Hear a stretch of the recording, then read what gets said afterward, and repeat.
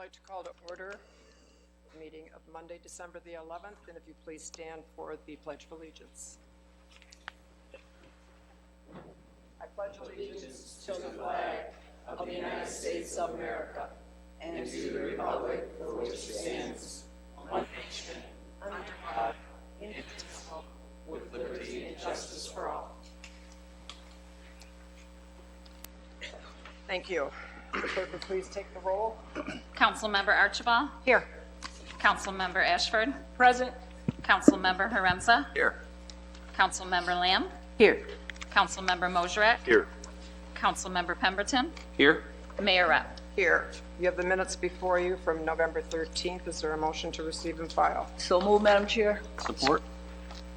Councilmember Ashford, supported by Councilmember Pemberton. Is there any changes to the minutes? All those in favor, please signify by saying aye. Aye. Any opposed? The minutes will stand as submitted, and we'll move on to presentations. If the clerk would please read that into the record. Representatives from the American Legion will give a presentation on artwork that will be on loan and displayed in the lobby of the Municipal Office Center. That's nice.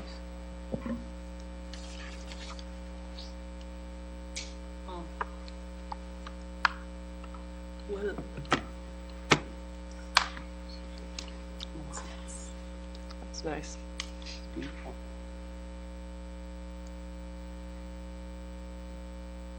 Good evening, Madam Mayor, members of council, Mr. Freed, Chief Platzer, members of staff, veterans, and all those present this evening. My name is Sean Culler. I'm the current post commander of the Charles Hammond American Legion Post 8 in downtown Port Huron. Post 8 was officially chartered June 18, 1919, and named after Port Huron resident Charles Hammond, who was killed in action on July 31st, 1918, during the Battle of Chateau Thierry, which was a turning point of World War I. He is buried at Lakeside Cemetery. In 1937, Post 8 moved into its current location at 6th and Wall Street in downtown. In 1946, the lounge was built, and in 1950, the large hall was added. I'm honored to be in attendance tonight to present this painting to be on display at the City of Port Huron Municipal Building. There's no doubt that our current landscape is polarized by emotions, thoughts, and ideas. We all breathe the same air and bleed the same blood, and ultimately we want what's best for our community. This painting doesn't just represent the 12,000 or so veterans here in St. Clair County, but collectively the veterans across the world and our communities. The crosses represent the souls who have passed. The background of the sunset or sunrise represents an infinite time frame of what's to come and positive events on the horizon. The group of people represents a diverse group from all walks of life and from all branches of the military and all communities. The flag at half-staff represents the mourning for those lost. The art can be seen as sad, but I see it as the opposite. I see this as a memorial and a place for the community. I see this as a representative of everyone within our city and everyone within this room tonight. The definition of community is people with common interests living in a particular area. On behalf of the Charles Hammond American Legion Post 8, I present this painting as a memorial to veterans, their family members, and to all the community members to be displayed at the municipal building. Thank you. Thank you very much. Mayor Rep, I think we should stand in view of our veterans. They give their lives every day. Can we just stand in honor of that?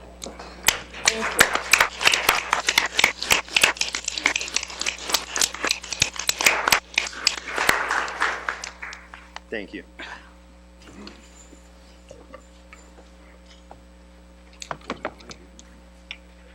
How long would it be hanging? Is that indefinitely? Thank you. Thank you. That's very impressive. And we will hang it in our lobby. Thank you so much. We'll now move on to public comment. If there's anyone in the audience who wishes to address the council on any agenda item or other matter under the city's jurisdiction, now is the time to do so. You are allotted 1 4-minute opportunity to make your comments. And if you please begin with your name and address. And I'd also like to remind people to please be courteous of one another when you're speaking. Don't speak behind the speaker. And the speaker, if they'll address the city council, we'd appreciate it. Yes, I'm Ken Harris. I live at 1521 Wells Street in Port Huron. And I'd just like to go through a few things tonight. First of all, I'd like to thank the American Legion Post for what they've done for the city with this drawing tonight. Unfortunately, my uncle, Kenneth Leroy Harris, still resides over there in the United States Cemetery in the Netherlands. And he fought all the World War II and competed in every major campaign over there. So I think it's a dedication to our veterans and much respected. But a couple of things that bring me up, I think it was 2 months ago, there was a comment by one of the council members up here that said we had never ticketed blighted gardens and anything before. Well, that just set off a little alarm, and I went back and looked on 7/16/19. It was brought to the city of Port Huron that a blight ticket was given to the Pocadillos, a family who raised a garden for 70 years. And it just happened to be the summer that she couldn't do the garden anymore, so she hired kids to do it. Well, the kids left a small area of garden there, and probably about 4 by 8 foot, and the city decided to give them a ticket. So to say that we never bothered to check on farmland or what gardens is erroneous. One thing I'd like to bring up, if you look in your reference thing here, it's under the item, I think it's the city manager on the broadband issue for the city of Port Huron. I don't know how many knows it, but it jumps right out at me. There's no Baird Street in the north end of Port Huron. We have a Bard Street, but there's no Baird Street. Page 2 of the document shows the misspelling, and I'd hate to see that the documents get straightened around before we do that. I looked at some of the payments that's around on this thing tonight. I'm going to have his thumbs up to Raymond Excavating for giving back $49,000 for doing their work on Russell Court, but I'd also like to make a comment about 2 thumbs down for Trojan Construction Company for their overbid of $146,425. Now let's get onto the hot topic. I guess the hot topic for me is the fact of what's going on and some of the stuff that the Times Herald manages to report and not report. It comes from a pretty good source that we had quite an exhibition of non-competitive fighting, or basically people that couldn't get along at the Wrigley Center on December 2nd. And my understanding, several people were injured, some people were displaced. I heard a gentleman that supposedly is paid $80 for a roundabout chair so him and his buddies could enjoy the martial arts that was being put on. And he basically was not able to get what he had paid for. And you know, when we talk about this, it just kind of challenges me. What we went on with the Roach Bar and what went on at the Wrigley Center. And I try to put a relationship with these back together, and I think the relationship goes back to social districting. I know the governor made a huge gamble with this program with social districts to allow people to take their beverage, walk amongst the street, stuff like that. But I think is what it's done is given people a license to be nasty. And I think until we change and have some standards for social distancing, I don't think it belongs to Port Huron. Thank you. Thank you, Ken. Is there anyone else?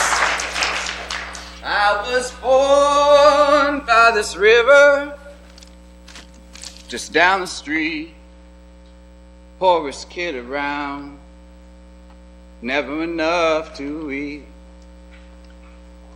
But it's been a long time coming, a change gonna come. Sam Cooke. 36.3% of children in Port Huron live in poverty. 36.3% of children in Port Huron live in poverty. I find it quite likely the poverty I grew up in, none of you have had to experience. I could be wrong. But it traumatized my family so poorly and so badly that none of us speak to each other anymore. We cannot keep pulling people out of the river. We need to be going upstream to see why they're falling in. Archbishop Desmond Tutu. I had a whole bunch of information I was going to bring tonight, and then I walked by the Detroit Free Press, Front page. Food insecurity spikes after removal of pandemic-era safety nets. Never seen anything like this. Front page. Oh, that's Detroit. Come on. That's here too. You know where there's not food insecurity? Holly's place. If somebody's willing to lift up the kale they just got from Holly's place, cilantro, arugula. You need to talk to us, not to the audience. If somebody's willing, even now, there's enough here for everyone here to take home a salad. I brought some extra. They can go down in the garden and get some. Do you know any other gardens growing food right now? That's because I spent 15, 20 years in California where most of the food you eat comes from, and I know how to grow it better than people around here do. That's just how it is. And yet, currently, right now, by decision of this city attorney, he has told our attorney, well, in pursuant of an out-of-court consent agreement for a variance for our garden to just be left alone, which it has never been left alone. We've been harassed from day one. This city attorney has said, we will not work with Julian. He is a thorn in our side. Nobody in the neighborhood wants it. He calls us liars sometimes. You have given a variance, the city, the zoning board, has given a variance to Seed and Soul out in their south side garden. And I mean, those of us who have been following along, we know what the deal was. Show some favoritism while following through on his threat of administrative action against us. Thankfully, the blight department, we've been figuring it out. So we thought this claim of appeal to the circuit court would give us an opportunity to come to a consent agreement with the city. But right now, that has been rebuffed. Once again, the football pulled away because this city attorney, father of arguably the worst cop in town, bullied us in your name. Because the only people who can legally change his mind. Julian, your time is up. Okay. Thank you. Are you guys? Is there anyone else who wishes to address the city council this evening?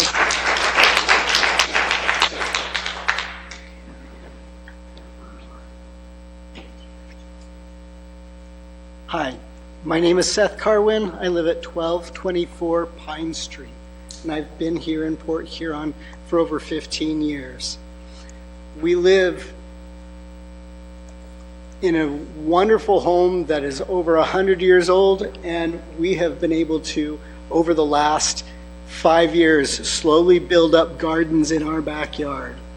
And we're getting to a point where I want to be able to move my gardens into my front yard.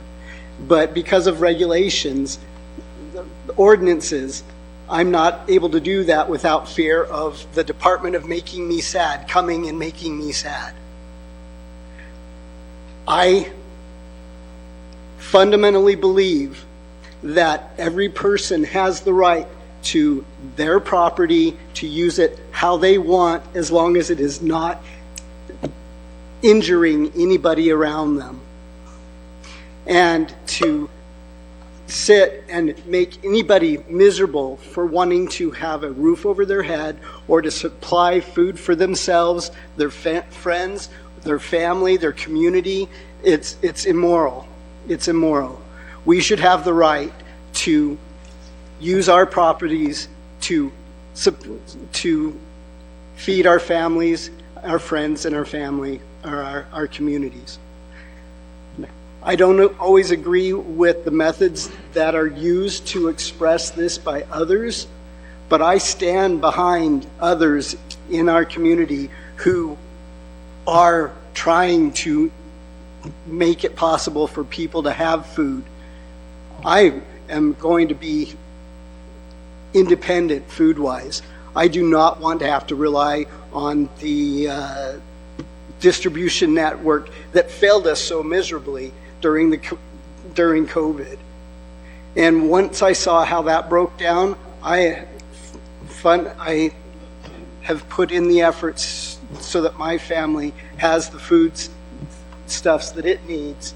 But I've got a lot of friends in the community that don't have that capability or are working multiple jobs and don't have the time and energy. And so if there are people in our community that have the space and the wherewithal to grow food and make a dent in the food insecurity that exists, then I think we should be getting behind them and not putting blocks in their way.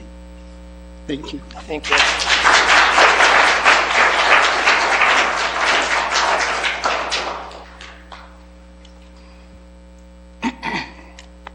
Good evening. I'm Curtis Carl, Port Huron. Justice for Josh. Seems to be moving a little slow. I see you guys wrapped up an investigation, or your police department did internally. If I do something wrong, I get investigated by the police department. I don't get to investigate myself. Not sure why you guys think it's okay to have your police department investigate themselves. Maybe you could have the state police or another agency come in that's a third party and investigate your police department with what his son has done, with what happened at the Roach that night. I don't feel that the responding officers did everything they could to help. You know, when they arrived on scene and Josh wasn't responsive, you don't tell him to quit resisting. It's very disturbing. I'm not going to carry on that anymore. When you guys drive to work, I was wondering if you could take a turn off of 10th Street and go down Kearney or Richardson. Not sure if your patients at Cardiology Associates, my wife works there. That road is a disaster. It's a war zone. I don't even want to drive Big Vicky down that road. It's a shit show. It reflects on the city as much as your poop palace does. What's the timeline on the poop palace? We got to get that shit cleaned up. If not, maybe you guys could move your offices down there and have your office downstream, windows open every day this summer to smell what these people and myself and everybody's smelling down there.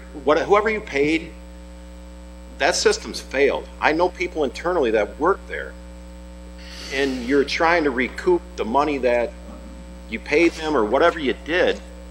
Go back to the old system, buy a new system, forget that pocket park, let's get rid of the poop palace. Or at least make the smell go away, that'd be great. And that's just a few of the roads. I could go on and on about some of the other roads, but that one there is just terrible. It reflects on the city bad, and you got a lot of people that go to them offices. I'm assuming that them businesses pay taxes, so maybe you guys could take some of that tax money and put it towards fixing those roads. That one, it's just terrible. I believe you know what I'm talking about. Not sure when we get timelines for anything that the public speaks on. If it's going to be in a paper, I don't know. I'll just keep coming and bending your ear a little bit. It really doesn't matter. But I appreciate your time. Thank you.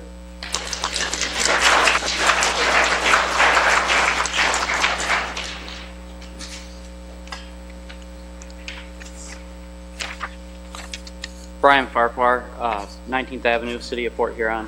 Kind of a repetitive, broken record here, but I'm here tonight again to talk about the trash contract, leaf pickup, that stuff. Today, as I'm leaving my house, I see my neighbors put out a small treadmill, not much bigger than this podium here. It was left.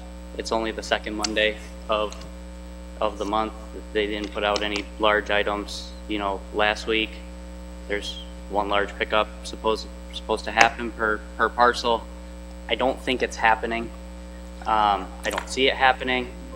I also know that I spoke with a few of the council members here about this, and I know there's a few of you probably in front of your houses or in your neighborhoods, you're still seeing massive leaf piles.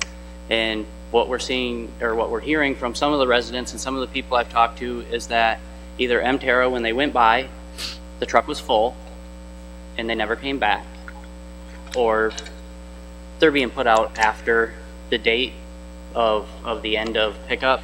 But there's some confusion here, and there's like a lack of of the public being able to find information. And this isn't a shout to the Times Herald, because I think they do the best of their ability, but what I would suggest is if we're going to change the date of leaf pickup, we broadcast it right to the front of the, Port Huron City webpage, so that, there's a deadline, it's changed to this is it. If you put them out after this, they're not going to get picked up. I'd like to, we're paying good money for this, so let's get, if we're paying top dollar, let's get the best of it all. Before I lose my time, and one of the things I was going to talk about last meeting, but that was canceled, was Resolution 2345 from the November 13th meeting. That was the sale of 1003 Erie Street. We purchased that property for $60,000, and we sold that property for $60,000. I didn't hear anybody up here ask the question, and what I would like to start hearing from our council is who paid the closing cost on the purchase of the property and who paid the closing cost on the sale of the property. If we purchased a property for an investment to develop into something, and we paid 60 grand for it, and we held it for X amount of years, and we paid the closing costs on it, and then we sold it for $60,000, and we paid the closing costs again, us as the residents, we're out $6,000 to $10,000 in closing costs, right? 3%, whatever, maybe we get a little bit of a discount because we're a government. And then we also paid the upkeep of the property for the X amount of years. So if we're going to buy property as an investment to develop it, I'd like to get and make sure we're getting all of our money in return back that we're putting into it. So, if we could just kind of keep that and, ask that question, keep that, in mind in the future, that would be great. I appreciate your time. And I also thank each of you that did respond to my emails about the cancellation of the last meeting. I do appreciate that. Thank you. Thank you.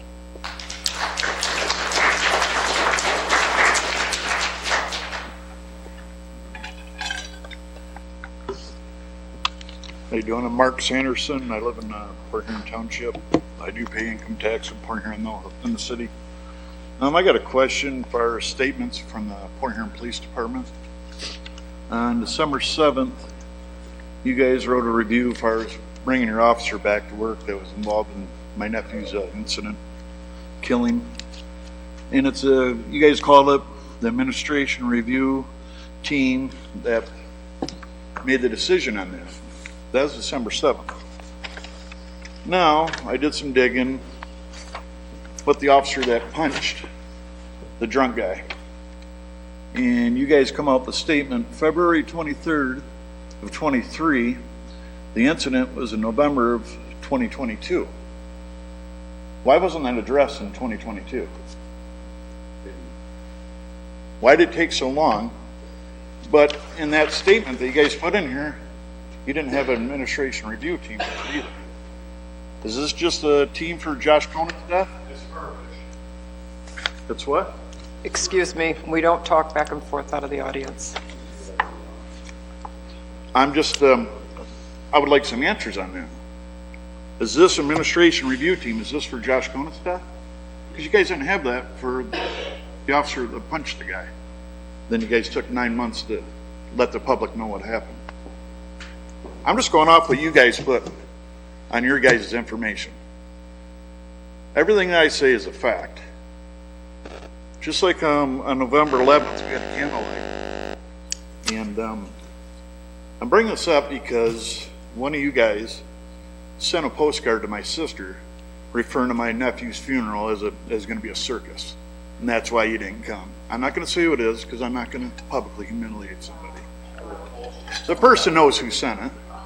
But anyways, and I have the card. Anyways, what I'm getting at is with that, the only circus I've seen so far, I've gone to one council meeting. I paid taxes in this city for over 30 years, property and income tax. Okay? The very first council meeting I went to, you guys had a councilman literally jostle or size up a guy here he is loud. It's very loud. But you had a council member do that. Did you guys say something to him? And it was before the meeting even started, and it was Bob that did it. That's the first thing I noticed. I thought, what kind of shit show am I in here? This guy behind me, he is loud. He is. I don't even know him. A lot of people, oh, you're teaming up with Kevin Lincoln. I don't know him. okay?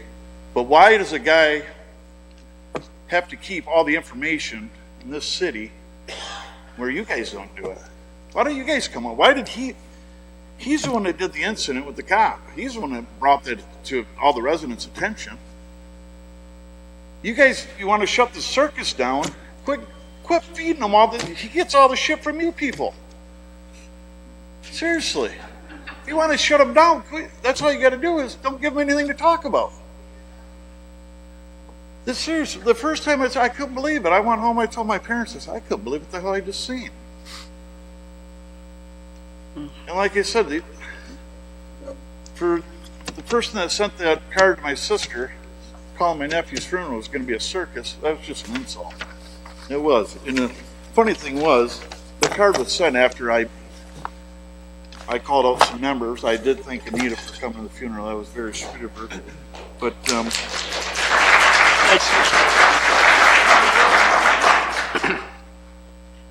and I just, like I said, I'm curious about the review team. That must just be for Josh Cohen's death. Your time is up. Alrighty.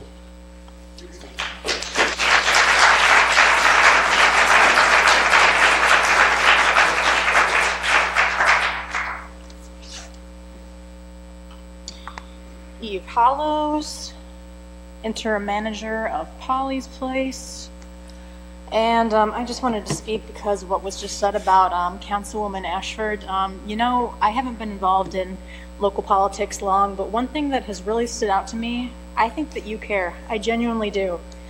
In an attempt to keep up with things, I accidentally stumbled on a meeting that was from a while ago. The city had hired somebody to assess the feelings towards the people who are running the city. And the findings weren't good. They said that there was not a lot of trust and people fear gentrification. But the thing that I remember the most is that you spoke. You spoke and you acknowledged what was said. And to me, you seem like somebody who cares. I have heard that you care. I have heard better things about you than in politics in the last few months that I have had about some people I've followed for years at a national level. And I honestly think you are good for the city, and that if you were to run for mayor, I think you would be such a vast improvement on the current regime. And so please, I would like to encourage you, because I just think that you do, from leading by example and what the people who live in this town have said, that you are somebody who is in politics, but you have a heart and you have integrity. And going from that, since Julian had to stop, we want to set up a good faith meeting where we can try to put this behind us, have an actual talk, because this is getting ridiculous. You've given a variance to another group who does gardening. There's an example of you giving this to somebody. You're setting precedent that you are discriminating against somebody that you don't like for whatever reason. But you know what? The law and politics, they don't really care about who is your buddy and who isn't. It cares about being just and giving everybody an opportunity, which is apparently what this country is about, you know. Everybody having an opportunity to do better, pursue their dreams, feed their families, as everybody has said, and mourn people without it being ridiculed and called a circus. How dare you? Whoever said that, I hope that you are ashamed of yourself. Thank you.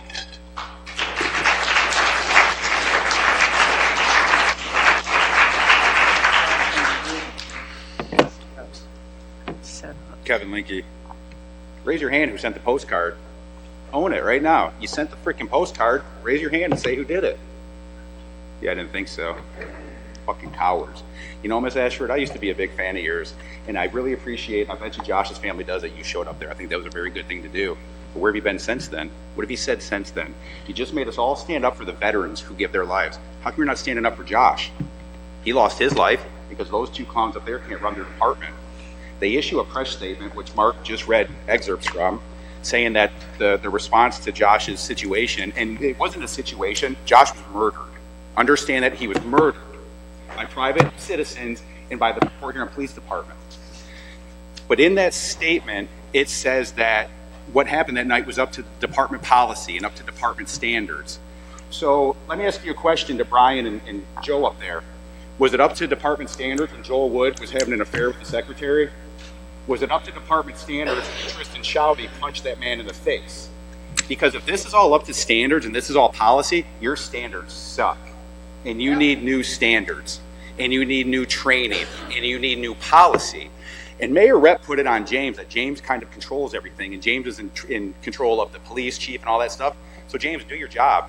Instead of falling over drunk at the Wrigley Center, knocking tables over, drinks over, and being the clown that you are, why don't you do your job? And why don't we call for an outside agency to come in and do an independent audit of the police department, and to look at Joe, and to look at Brian, and to look at what's going on? Because I'll tell you what, we still got the Casey Kierton situation. You guys have never said nothing about that. You had a young black man, Miss Ashford, get gunned down in the streets. You didn't say a word about it.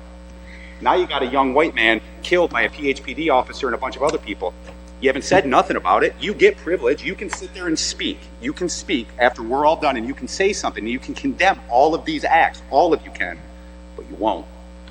You just gave your, whatever that statement was you gave 4 weeks ago, whatever it was. You know, you guys need to get control of your city. And you guys need to do better. And I don't know if some of you, like you new people like Lamb and Haremza, like, are you afraid of these people? Are you afraid to speak up? Because what can they do to you? I mean, Bob threatened me, but I mean, I'll kick his ass. So, you know, stand up. You're council members. The city has given you the power to speak up. So start doing it. You know, you're going to tell me that it's department policy for one of your officers to show up on a scene and watch 4 private individuals on top of another person. That's department policy. That's okay. Let's pile on you, Brian, and see what happens. I got 4 people in here. We can jump on you. Let's see what happens. Let's see if Joe comes to your rescue. It's time for you all to do better. And you can sit up there and you can just do what you do, but it's time to really to step up. And one of you or all of you need to stand up and condemn the acts of Chelsea Kane. You need to condemn the acts of Tristan Shouty, his little shithead son. You should have raised your kid better, Todd. Said he's an entitled little prick. You know, it's like Mark said, you guys could all act better. The people in the city I talk about could act better, and then I'd have nothing. I would become completely irrelevant, and I could just slink away. But you don't. You give me everything I need to keep talking about this and keep this up at the forefront, and we're going to keep it at the forefront. You got Chelsea Kane. She literally helped kill Josh. She's right back to work. She's getting a paycheck. She gets to spend Christmas with her family. It's fucking bullshit. It's disgusting, and you're all disgusting. So are you two. See you in 2 weeks. Is there anyone? Is there anyone else in the audience who wishes to address the council?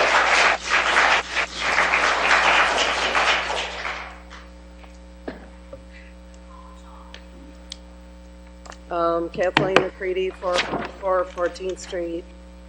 I wanted to comment on the approving the allocation of the American Rescue Plan funding to dry dock recovery. I looked them up on the internet, and they're not necessarily a recovery, but they give space for NAAA. I don't have anything against that, but we have some pretty serious issues in here at some point right now, and that $400,000 could go a long way for us as well. 40, sorry, thank you. And my other point to that is we've had a lot of violence in my block the last couple of days, to the point where my neighbor had to raise her arm to protect herself from a baseball bat wielding neighbor. And I understand the violence, but the police department works very slow.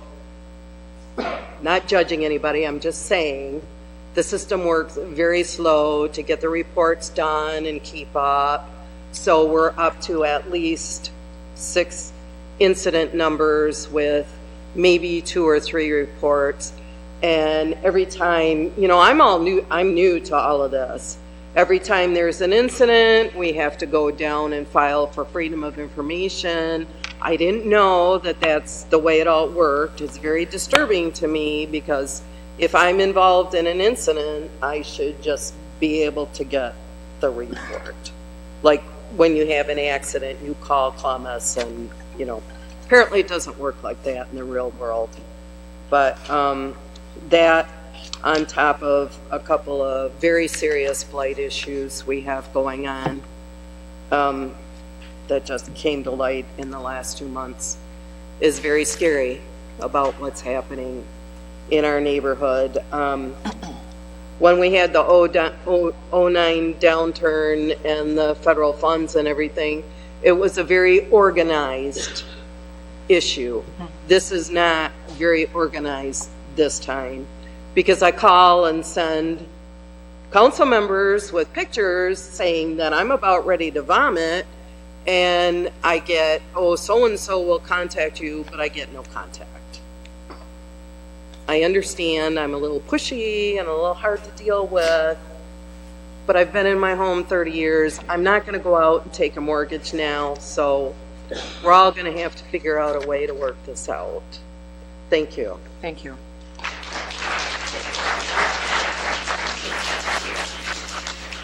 Is there anyone else who wishes to address the City Council this evening? Sherry Crutchmer, Center Ave, Port Huron, Michigan. I'm just wondering why you guys don't respond to emails. I have even seen emails from Mr. Freed come out online saying he's not going to respond to people. Mayor Rep, I sent you a very long email. Your response was call me. People don't want to just call you. We want it in writing because we don't trust any of you. And if I'm going to take my time to write you out an email, I expect a return email in return if that's what I'm requesting. Furthermore, you guys really need to do something about these deaths. You never even apologized for Casey's death. You never even contacted his family. You never did anything. Josh's family deserves justice as well. Why didn't the police department that night at least arrest those bouncers? Because none of them had the right to be on him in the street. A bouncer's job is in the bar, not outside of the bar. That's the law. So why? Why were there no arrests? There should have been arrests for at least that. And then after that, it should have been for his death. They should have been kept over for murder charges. You guys are lacking in your jobs, and you need to do better. Thank you.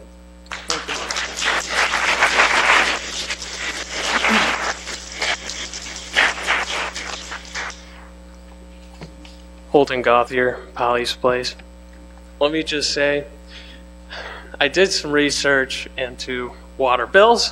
Pretty lame, but it is public. And I could go and compare what Mr. Ruck has used in water at Polly's Place while sharing it with 5 women at a recovery house. And it's the equivalent amount of water as any other garden in the neighborhood. It's very efficient, regenerative farming.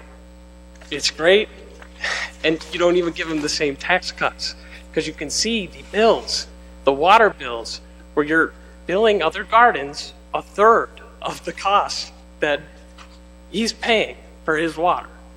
And I'll end that there because I just want to let everybody know that, well, the council know because I can't speak to the audience, but if I could speak to the audience, I'd ask them if they'd ever looked at the ballots in this city. There's never a lot of options, and I see so many people fed up with who's on the council, and everybody has an opinion about who's on the council, but I'm sure half, if that, even voted for some of you, and you guys were their only choice. So if you guys want better in this city, you have to work for it. Maybe go out and go run. Thank you.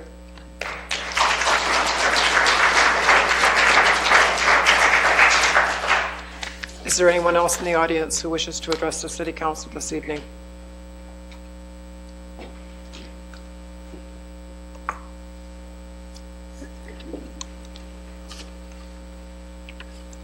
My name is Ashley Goodrow. I'm at 11th and Wells. I'm also here representing Polly's Place.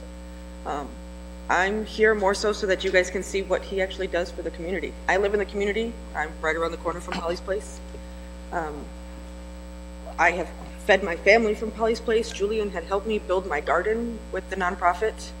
He got donations to dump compost into my yard for my garden.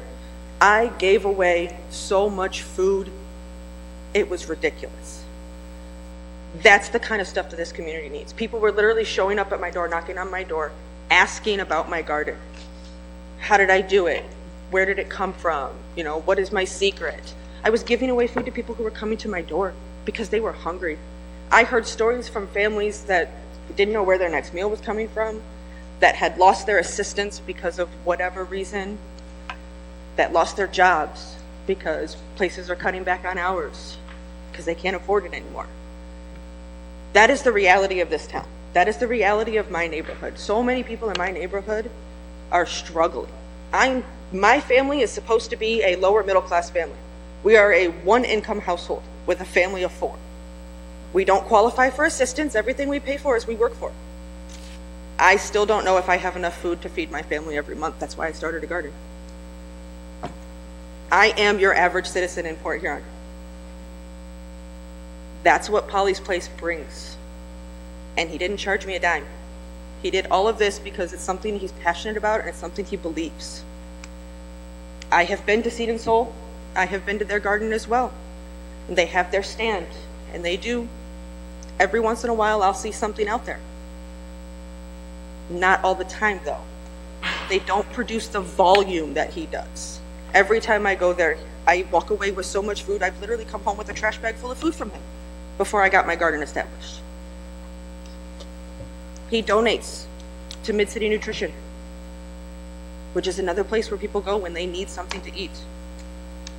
How many, I don't know the numbers, I haven't looked at it yet, but how many people in this community does Mid-City Nutrition feed? Because he's donating to them constantly. What he does is good. And he's not asking for money, he's not asking for the world here, he's literally just asking for a variance so that he can continue what he's doing on his own time with his own money, because that's what he's doing. It's really not that complicated. I don't know why there's such a fight. It doesn't make sense to me on why there's so much fighting going on because you have a personal attack against him. Put your egos aside and think about what you're doing for the community. You haven't done much so far. Thank you. Thank you.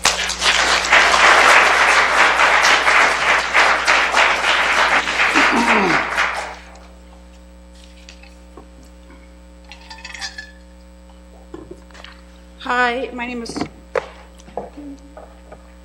Christine Carwin. I live on Pine Street. I've been a member of the community since 2000 when I've moved my family here. I've been active in the school district, music programs, church organizations, scouting programs. I wouldn't say I'm an average citizen, but I do try my best. Raised my 3 children here with my ex-husband. We're really good friends. I had to work at it. I can only imagine you have to work at it. When my daughter had a stroke at 26, Julian reached out to me and asked me to serve at Polly's Place. I have the financial background to help him with it, but at that time I could not because I was sitting by my daughter's side, reading to her from Breeding Sweetgrass, which is really where I think we really have got to get back to that indigenous belief that we are all humans here, just helping each other get through the next day. I wasn't sure my daughter would survive. Some of our children don't survive. If I can just speak to you from the journal that I started in the hospital that day, as I read to my daughter. They delight me with their subversive infiltration of the status quo. Speaking of sweetgrass, plants that I can't grow in my front yard. All on their own, trying to find their way to new places where they shine and their seductive fragrance beckons, tugging at the edge of consciousness like a memory of something you once knew and you want to find again. It stops you, it calls to you to slow down, to see the meadow with new eyes, to look what was waiting for you. All you needed to do was pay attention. dropping to your knees, you can't help but sigh in recognition that was us. I didn't intend to speak today. I was just going to sit my butt in that seat. But I really think we just have to get back to human. Thank you. Thank you.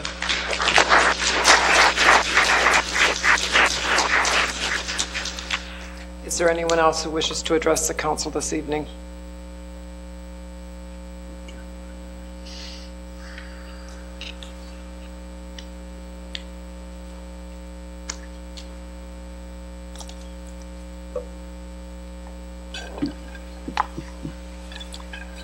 My name is Domingo Ruiz, and I live on Riverside Drive in the city of Port Huron. And I lived in the city of Port Huron for, as I looked at my driver's license, 75 years. And I'm here as a former council person. And everything I expected to say today is, because I didn't write anything down, is basically to, believe it or not, encourage you all, because I've sat in those seats for 11 years, to stay with it, despite any snickering that goes on and those kinds of things, as I just said those words. But I'm sitting back there in the back row, excuse me, sitting in the back row, and I cannot believe the challenges that were presented. I remember some of them before. I spoke to an individual this morning, or excuse me, this afternoon, as I entered the meeting, and he spoke to me about the issue that's carried over, and he did it in a civil manner. And as a former instructor, teacher, principal in the school district for a long, long time, I was lucky to do that job. I always tried to make sure it was done as I would want my children to be under the direction of a teacher or principal. You have an unbelievable job, people, and all I can do is encourage you. Basically, that was the bottom line, I guess, is what I was going to say. Don't run away from the job. Take a look at it. Hopefully, what I do want to impress, I was impressed, excuse me, with anyone who stood up here and voiced their opinion about their issue. Some are heartbreaking, obviously, truly heartbreaking. But so they're speaking from their hearts, and you can't imagine the emotion they must have within them, welling up within them. But you did it in a civil manner. And that's all I would ask of anybody who brings something before this council. And that response also done as positively as possible, as effectively as possible, and as soon as possible to give answers when we can do that. I know one thing I was going to say was I was taught by a former council person in 1966. Again, you do the math in terms of how long ago that was. And he was a council person, and he was my civics teacher, government teacher at Port Huron Catholic back in the day. And he spoke how this was the best form of government, believe it or not, that he saw for a city our size, because those are council people that, behind me, elect, step up. If you can step up to this podium, run for office. Find yourself with people who think alike and bring your thoughts here. You'll learn a lot, and you'll have a voice. These people have a voice that stand before me, and that's their job. They are in charge. It is not the city manager. The city manager is a voice, has the direction and the knowledge once hired, and he can be hired, he or she, whenever, or fired, but it's the council who are the voices. So you're speaking to the right people. And all I can do is say, I'm thanking you as an individual for being in office right now as long as you have. And I'll also say that when I was first stood up back here, time frame is running out. I remember taking the oath of office, and I was proud of it. Standing next to me was my wife holding my grandson, who was about 5 or 6 at the time. He had his hand up, took the oath of office. And it broke my heart to tell him a few days later he really wasn't on city council. But I hope someday he does. I hope someday he does. And I wish all of you relief and a lessening of any pain. And we can solve things. You can solve things. Thank you. Thank you.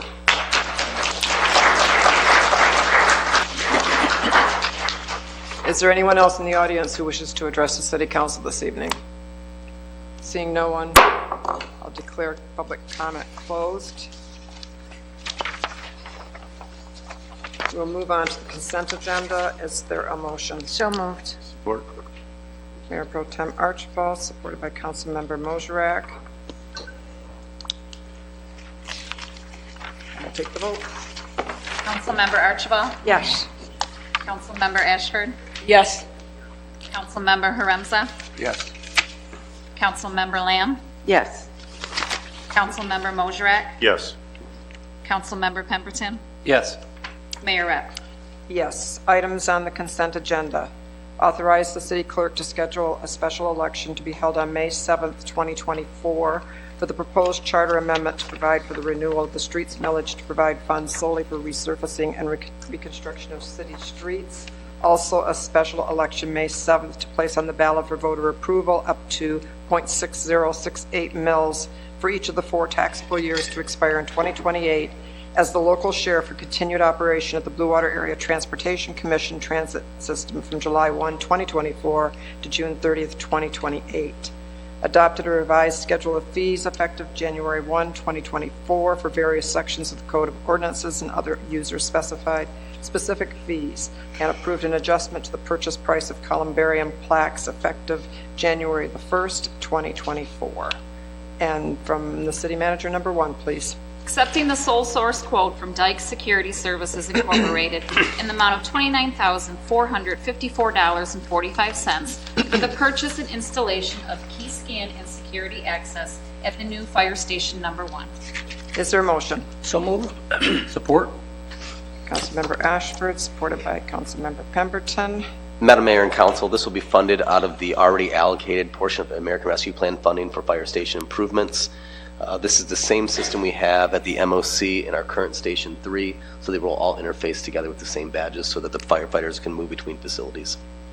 And I assume this was, we anticipated this. isn't Yes, it? absolutely. Yep. There's going to be a lot of soft costs like this that are in the budget that we anticipate that we need to bring for authorization, but it is budgeted. Thank you. Councilmember Ashford. And this fall under the guidelines of Yes. the ARP? Yep. Okay. And with that, I'm not speaking ahead of it because all 3 of them actually are ARPA funds we're using on all 3 tonight. You mean? There's 3 items. It's yes. 3 items? Yes. Okay. Yes. All right. And to that fact, I know the projects manager, Cynthia, she sent us a spreadsheet. Yep. Okay, with everything. Good job, and you kept up with us. But I think what would tell a better story for me is that if you and Amir don't mind, if we get a pie chart and try to categorize that in terms of the percentage-wise, the nonprofits, how much we did for the government. Yeah, absolutely. Okay, So you want do data that? visualization? Yeah, I want Yeah, to tell absolutely. a better story instead of looking at a spreadsheet. Yep, All absolutely. right, thank you. Any other questions from council on number 1? We'll take the vote. Councilmember Ashford? Yes. Councilmember Haremza? Yes. Councilmember Lamb? Yes. Councilmember Mosherak? Yes. Councilmember Pemberton? Yes. Councilmember Archibald? Yes. Mayor Rep? Yes. Item 2. Accepting the proposal from WZC Networking LLC in the amount of $202,296.65 for the purchase, installation, and project management of broadband equipment for downtown Port Huron. Is there a motion? So move. Support. Councilmember Ashford, supported by Councilmember Lamb. Madam Mayor and Council, I'm going to ask Jasmine Thomas to come down and David Haynes as well to brief you on this project. This was a goal that many of you have stated for the last couple of years, especially during COVID. There were a lot of families and kids in our city who didn't have access to broadband internet, so they would end up doing homework in the Taco Bell parking lot or in the McDonald's parking lot where they had access to broadband and Wi-Fi. This is just phase 1 of what we anticipate will be a multi-year strategy for connectivity within the downtown, the entire downtown, but also begin providing connectivity in city parks in the years to come so that families can walk to receive broadband internet. So Jasmine has really been the person who's driven this entire project. She put all the documents together, she did all the heavy lifting, so I really want her to get the credit for this. Good evening, Mayor and Council. So we received an allocation of COVID-related community development block grant from HUD in 2020, and the funding can be used for broadband connectivity. As James stated, the pandemic showed that there was a lack of connectivity for children and people who needed to work from home. So we are helping to close that digital divide with this project. This will provide internet from Baird to Water Street in downtown Port Huron, with the goal of continuing that on to complete downtown connectivity with internet service. HUD is very impressed with this project. We are the first municipality in the state of Michigan to do anything like this and use our funding towards this type of project. They've actually asked us to come to a conference in May and speak regarding how to implement this project and use this funding for this type of broadband project. So what you have before you is $202,000 roughly to do this. We went out to bid for this and received a couple quotes. This was the best quote that we received. We're using $199,000 of CDBG. That'll use up the rest of our grant. And then I applied for a grant through Huntington for GAP funding and received a $25,000 grant through Huntington Bank as well. So that funding will go towards the GAP for construction costs, and then for the service level agreement, we are going to pay for this to be managed by WZC for 5 years for maintenance and making sure there's no issues with it. Is there any questions from anyone on council? Yes. And Madam Mayor, just a question. How many people do they estimate that could help in this phase one? As far as do they put numbers to that? They did not. Before we could do this, HUD mandated that we do a community survey. So about a year and a half ago, I put out a community survey to see if people felt this was a need, would they utilize it? And I got quite a few hundreds of respondents for that there was a need, because being close to the border, that impacts connectivity, and with the older buildings downtown, it can mess up your signal as well. So the goal would be is that people can use this in pocket parks. They can use it from their vehicles, even if they want to in the winter time. At some point, I would like to bring this throughout the rest of downtown. It was just we were limited with funding, which is why we have to break it up into phases. And James, you mentioned multiple phases, but what would be the max phases, like she's saying, to get to the full city? So it'll require a little bit more feasibility to start looking at all of our 22 parks and whether or not we can do that internally or externally with our IT department. And so this is really our first forte. It's let's get this phase one done, learn what we don't know, because there's probably going to be some things that we don't know we're going to encounter, some challenges. Let us see how phase one goes, and we'll roll out phase two probably in the next 24 months. At the same time, working on connectivity for the parks. Thank you. Yeah, so the concentration area is specifically what? Downtown. Just downtown. It is because those were low to moderate income census tracts, and in order to use this COVID-related funding, they had to be used in low to moderate income census areas, and that qualified. Okay. And if you were to tell the people we're trying to initiate this, is there economic benefit? It's free there, so they won't have to pay for that's it. What I'm trying to get you to say. That's what they want to hear. So Yeah, it's free. yes. Okay. It'll be free, reliable internet service. The goal is that it's not going to be interrupted while you're trying to connect to the internet or do homework or things like that. You'll have a reliable service that you can come down here and utilize. Yeah, and I'm sure in your research it told you, it should have told you that most of our communities throughout this is a top priority for most of the communities. So we're just coming on to it. So we're in this all together. So yes, the state of Michigan's actually. The state of Michigan is made it a goal, and they've actually rolled out a study to see what areas don't have reliable connectivity, with the goal being that there'll be funding available in the coming months, so you can apply for additional funding to connect. Yeah, and so by us doing it in phases, just like a pilot program, is showing just how good we can get and how much more we can. And with that, more grant monies flow into that space. Correct. Okay, thank you. Good job. Thank you. Mayor? Yes. You might have said this and I might have missed it, so I apologize. Can you explain a little further the rationale on why this area was designated as the first phase? We chose the area because it was low to moderate income census tracts, and we're utilizing city-owned light poles to connect the equipment to. So being able to utilize already installed city-owned equipment was the easiest way to do it. rather than saying putting in a residential area. So that is why the area was picked. It met HUD's requirement of low to moderate income, and there was already city-owned equipment that we could connect the broadband equipment to. And then what would it take to move it into the neighborhoods? I mean, if we don't know the equipment now, how are we going to move it into the neighborhoods? I'll address that. That'll require a feasibility study in the next year to look at that. What is it actually going to take? We just don't know. Okay. One of the reasons, well, in addition to being low to moderate income track areas for the use of CDBG, if you look at what we've done in the downtown already, we've invested thousands of dollars in public furniture and outdoor dining, that anyone in the city can come with a laptop and sit down at an outdoor dining table and do your work. We've invested in placemaking within our parks. So really, this is just already public spaces available with seating available for people to come and do their work rather than sitting on the ground someplace. Thank you. When is this going to actually be installed? By March 31st. March 31st. Okay. Is there any other questions? Thank you. Thank you. David, did you have something, David? I just wanted to say what an amazing job Jasmine has done on this project. You would think it'd be very easy to roll out broadband. You know, we have internet connection. You know, you would think that that's a known quantity. We've come to find out that no, it isn't. Between the environmentals, the agreements we needed, the private agreements with the owners for the rooftops, finding out that you just can't put equipment on just any old pole because the pole may not support the weight that it was designed for. So we actually had to get creative to find ways. And Jasmine did a great job of leading the way, keeping this initiative going, because at various times we kind of wondered if it would actually all come about.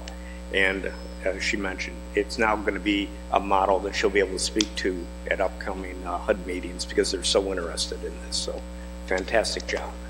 Thank you, Jasmine.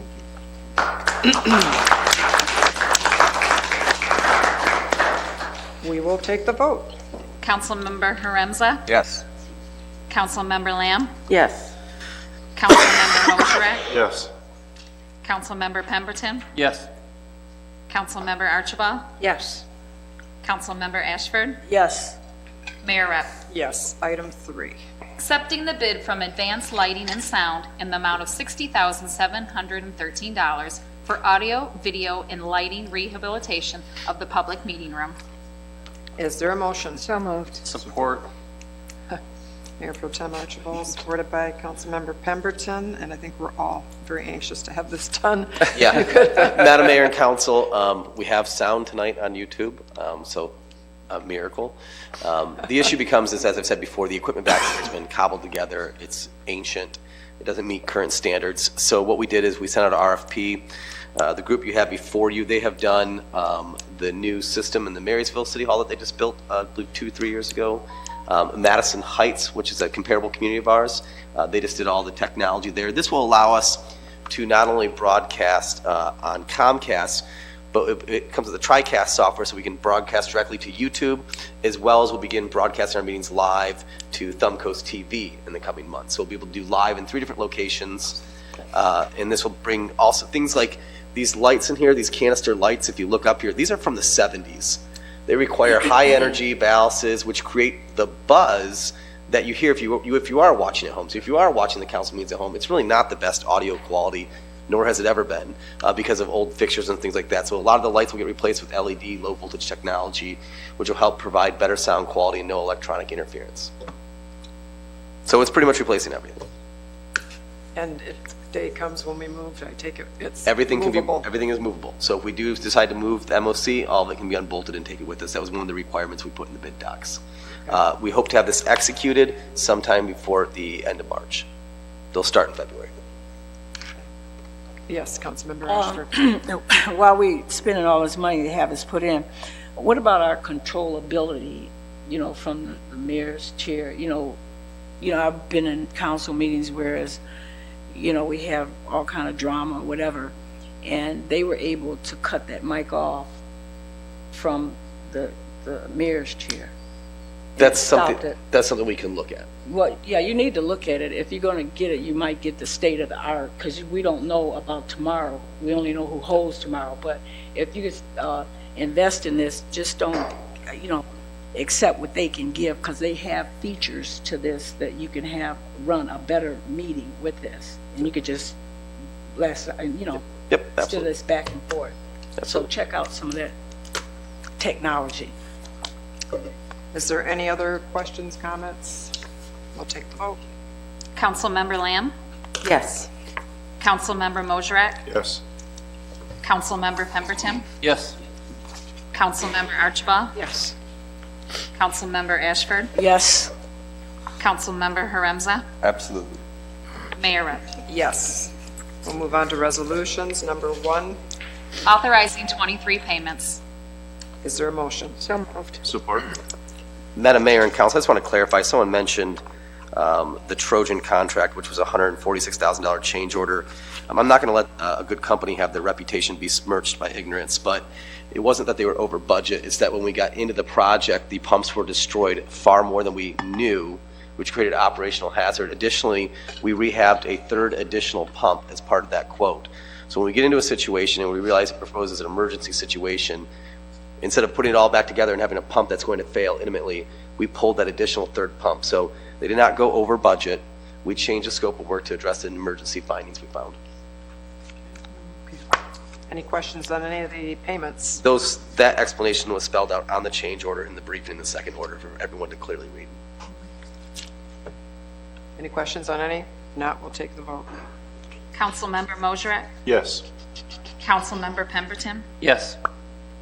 Councilmember Archibald? Yes. Councilmember Ashford? Yes. Councilmember Haremza? Yes. Councilmember Lamb? Yes. Mayor Rep. Yes. Item 2. Approving the allocation of American Rescue Plan funding to dry dock recovery in the amount of $40,000 over the course of 2 years for the purpose of rent, utilities, and facility improvements. Is there a motion? So moved. Support. I'll change the support. Councilmember Pemberton, supported by Mayor Pro Tem Archibald. Madam Mayor and Council, I sent you a briefing on this proposal as well. This will be funded out of the American Rescue Plan. It's only $40,000. And when I say only, for the amount of community impact that this organization has, they hold between 2 to 3 meetings a day. That's over 1,000 meetings a year. They hold them at different times of night. So if you work third shift, there's some morning and late night meetings for AA and other types of meetings. The reason why the letter's not signed is because it's Alcoholics Anonymous. When I met with this group, I was just tremendously first shocked at the high level of CEOs and executives in our community that were a part of this group, that were running this group, but also the courage that they had to get help. It's very difficult when you're a high-ranking professional to say you have a problem and discreetly go get help. They do. Anyways, so I'm very impressed with their courage, their leadership to really take this group over, to organize it, to run it, and to provide that kind of drop-in center as well. So it's a place for those who have issues and who want to go someplace in fellowship and hang out with people. They can go there in a safe environment that doesn't have alcohol around. So really, it's a tremendous organization for the cost. The council has made it clear they'd like to do multi-year funding to make sure it's not just a flash in the pan. So this will provide them with 2 years of funding for rent, utilities, and upgrade that bathroom and other facility improvements to keep these meetings going. Is there any questions from council? Mayor Rep, I don't have a question. I do want to say that I spoke with a couple of the members of their board, including their board president. It is true that they're not providing recovery. What they're doing is picking up where once you've gone through recovery with BW Rock, then you can continue on and stay in recovery by the means of going to these meetings and providing meetings. And it's not just Alcoholics Anonymous. They have meetings for every stage, every type of recovery. They seem to be doing a very good job. They are very well attended for sure. And so for that reason, I will support it. I think $20,000 a year for 2 years is a minimal amount of money to ask to give them an opportunity, and then we can revisit this after year 1, even in 6 months. But let's give them an opportunity to help those in our community and continue the health and growth of these individuals that need that. Thank you. Anyone else? No, Mayor, I would also just join Councilmember Archibald in supporting this. I think it's important. Anytime you can support another human being in any way that you can, you should stand ready to do that. And that's what this money is for. And that's why I always try to be, I don't like but try to be behind to make sure that that does indeed take place. And I think the confidentiality is a big thing. You don't have to say who you are. You know, they know it's not that important, but what is important is that they get help.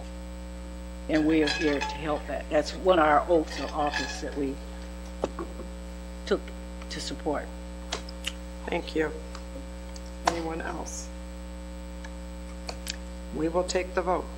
Councilmember Pemberton? Yes. Councilmember Archibald? Yes. Councilmember Ashford? Yes. Councilmember Haremza? Yes. Councilmember Lamb? Yes. Councilmember Moserak? Yes. Mayor Rep? Yes, that concludes our regular agenda. City offices will be closed December 22nd, 25th, and 29th, and January 1st in observance of the holidays. And then our next meeting will be the second Monday in January. And I believe... Yep. Yes, go ahead. Madam Mayor and Council, I'm going to have two different speakers tonight. First and foremost, the situation with Josh's death is absolutely horrific and tragic. It breaks, all of our hearts break. What's really tough is there's only so much we can say because there's an ongoing Attorney General's investigation and Michigan State Police investigation. We immediately stepped aside and allowed the Michigan State Police to begin investigating, which is ongoing. So we're very limited in what we can say. With that said, let that be known that our silence up here isn't because we're numb or we don't care. It's that we're trying to protect the justice process where we don't taint a jury pool, where we don't disclose evidence and means and methods of the investigation that could hurt the cause of justice for Josh. And so I want to make that very clear. With that said, Chief Platzer is going to briefly give an update on our handling of this. And then after that, we're going to have City Attorney Shouty address a legal appeal.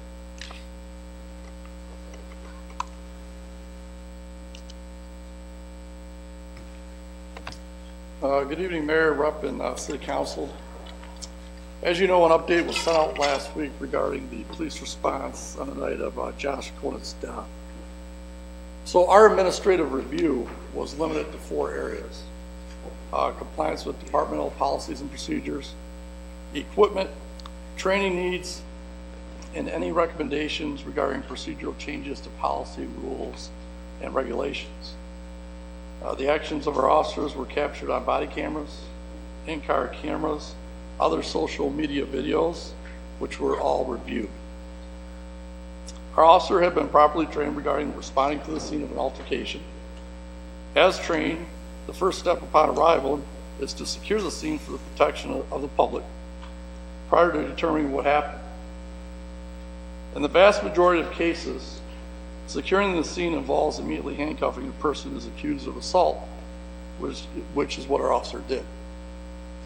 Once the officer realized that Mr. Conant was not breathing, CPR was immediately started, which is the proper response. The person doing the CPR was a highly trained former firefighter and EMT. Our officers also later participated in CPR as well in an attempt to save Mr. Conant's life while waiting for Tri-Hospital EMS to arrive. This is why we reached the conclusion that we did. The officer followed our policies, procedures, and our training. As Mr. Freed indicated, the Michigan State Police is still investigating the criminal complaint. And that is the update from my department. Chief Platzer, we're not going to take questions tonight with Chief Platzer just for the sensitive nature of this issue. But while you stand there, Chief Platzer, I want you to know, and I want every single officer in our force, I believe we have 56 sworn officers on this force, we have asked that you put our officers in harm's way on a daily basis, and we've asked that you put our officers in impossible situations. You have the full support of the city manager and the mayor and council, and all of our officers have the full support of this administration. We are proud of the hard work you do, and we stand by you. And I agree.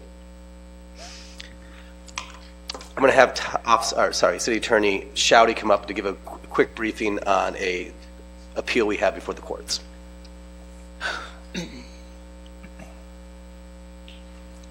Thank you and good evening. Before I comment on the existing Zoning Board of Appeals case that's in circuit court, I just wanted to make one comment. I coached hockey and baseball for a little better than a decade, and I had the chance to coach a lot of very good kids, and one of those was Josh Conant. And my heart goes out to the family, to Mike, to Sandy, and to Sarah, and to the whole family. So, as far as Julian Ruck's appeal, as far as I know, and I'll let David jump in and comment, there's no attempt at all by anyone, to my knowledge, to stop him from gardening. He's being allowed to garden. The issue that we have is he has some items on that property that violate our ordinances. That issue was raised as a complaint by multiple neighbors. It was investigated and a blight citation was provided. The blight hearing officer took the position that, hey, let's give him a chance before we issue or make a ruling on a blight violation. Let's give him a chance to seek a variance with the Zoning Board of Appeals. That process then went before the Zoning Board of Appeals. Zoning Board of Appeals, their job, it's an appointed body. Their job is to review all of the facts, consider all of the things that the neighbors have to say, consider the, what plan is in place to address any potential safety or health concerns. And that whole process took place, and the Zoning Board of Appeals voted to not provide that variance. At that point in time, the blight case was ready to move forward. I asked them to hold off to give Mr. Ruck an opportunity to pursue all of his levels of due process and to give him a chance to go ahead and appeal this to circuit court before the city takes action. And that when it goes through that process, then he'll have an opportunity to have a St. Clair County Circuit Court judge make a decision as to whether or not he should have been given a variance. So that process is going forward right now. Again, no attempt to stop him from gardening, and every effort to due process. It is true that his lawyer did call and ask that I stipulate to a consent judgment to overrule the decision of the Zoning Board of Appeals. As the city lawyer, I don't believe that's an appropriate level for me to do, to overrule an appointed body who considered all of the complaints and concerns of the neighbors and considered all the facts. If there is a potential violation of the law by the Zoning Board of Appeals, or they have the facts wrong, that's something different, and that's something that Mr. Ruck and his attorneys will have an opportunity to pursue in circuit court. And so at this point in time, I don't have their brief. I don't know what their arguments are, and I don't believe it's the proper role of a city attorney to agree on his own to set aside the decision of a appointed body who's considered all of the evidence and the facts and considered the concerns of the surrounding neighborhood. So, thank you, Mr. Shouty. Thank you. Is there anything else to come before the council this evening? During public hearing, it was mentioned the contractual process, the pathway, like we had something to do, council members, we don't have anything to do with when you sit down and make contracts out. That's not us as council members, is it? Well, I know it's not. What am I saying? Which contract are you referring to? No, it was just in general. I mean, you got to educate people. I mean, yeah, they'll never know because you keep coming up to the mic and coming up with these accusations, and there's no. I mean, there is a answer for them. Yeah, with this, I think it was the trash hauling contract. Was it the trash hauling contract? Yeah. In fact, it's never perfect, but this year's leaf pickup has been dramatically better than last year, especially given the late falling. We had several homes that, of course, every year people get missed. We had a long list of people who got missed, and we made our way through that list. In the course of last week, we expended leaf pickup more than a week long, and then we went back and got the ones that were picked up. There were some folks that on December 2nd, after leaf pickup had been ended for a week, were still raking them out to the road. Those have to go into bags, and those people were informed of that. But overall, I actually was somewhat impressed with the marked improvement from Mterra. Okay, and how was our communication? Was it communicated on our website there? We had it on our website. We had it we sent it out to the press. When people called, we told the additional notification. We sent out a press release as well. When people call, we would take down their address and assure them what day they had to be it out by. So I think most people knew that we extended it. Yeah, so you did exhaust all absolutely. areas. We need to say it instead of to each other. We need to absolutely. let them know. And then also on Pazer, you know, these streets around here, all of those are listed. All our bad roads are listed. So the thing with Kearney Street is we have absolutely no defense. It's the worst road in the city. The issue is we looked at can we overlay it, but at this point it would just break up in about 6 months.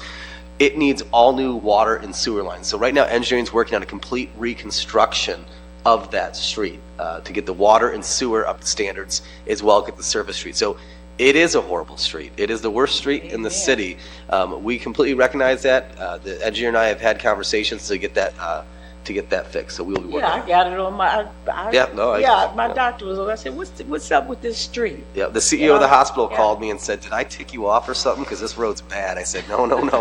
We're working on it." So we are working on it. And to our defense, that you do use that. You said when we tear up that, a whole lot of other stuff has to be replaced. And the reason that we are like Gratiot or any other thing around here, we had people come in. The state, and we had monies to come in because they were main thoroughways. Yes, and we also do a data-driven approach with our PACER evaluation, which you can go online on the city website, porthuron.org/open-government. That map is there.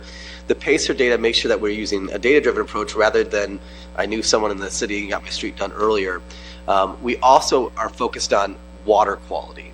So there are some water mains within the city that are in danger of, from the 1890s that are in danger of providing not safe water, so we have to get those out, or breakage, so reliability. So we look at a totality of maybe the street's really bad, but the water mains can make it another 2 years. We got to go focus on a more prioritized water main that's breaking, and we're having reliability issues. And so there's a whole host that goes into prioritizing those projects. Okay, and lastly, another thing with the ARPA, I was reading that some of that money could be used for water and stuff like that. Have you figured out any way to do that, to give the people a break or anything around that? You can't use it to pay to reduce water rates. But I mean another innovative way to go in there and try to give the people some relief. We're working with our strategy to make sure water rates stay consistently at a low rate, lower than inflation, which the last 2 years our water rates have been much lower than inflation, is to make sure that we do debt reduction and debt payoff to make sure that we can pay for capital as a pay-as-we-go basis. I did read that part. Okay. Yep. All right. Thank you so much, Mr. Freed. Thank you, Mayor Rep. Just to add to talking about the trash pickup and that, I do know, because from my own experience, that they don't necessarily take the big appliance of something you put out the same day they pick up your trash. They usually send somebody back a day or two later, because I've had it happen to myself. Not necessarily equipped to take it all at the same time. So I would just, I guess I'd caution that if you put it out, don't expect it's always taken that same day. It could be a day or so later before they come back. Correct. They usually do come back, but it's usually a day or so later. And you should mention, when is the last day pickup for trash bags and stuff like that? The yard waste? Yard waste, anybody have that information? This week is the last week for yard waste, in bags. In bags. In bags, yeah. Okay. Well, at every opportunity, we should take advantage of it, how you can get that communication, get it out there. So don't put your trash bags out after this week. Leaf bags. Not trash bags, but leaf bags. Well, I call mine trash bag. I'm putting again out here. Hey. Yeah. Okay, so if there's nothing else to come before the council, a motion, and then before I adjourn, I would like to say happy you're jumping on it and I didn't say it. Not Hanukkah, happy holidays. You can say that too. To everyone, and I hope that they enjoy the time between Christmas with their families. So, thank you, and I'll take a motion to adjourn. Yeah, Merry Christmas and safe and happy Move to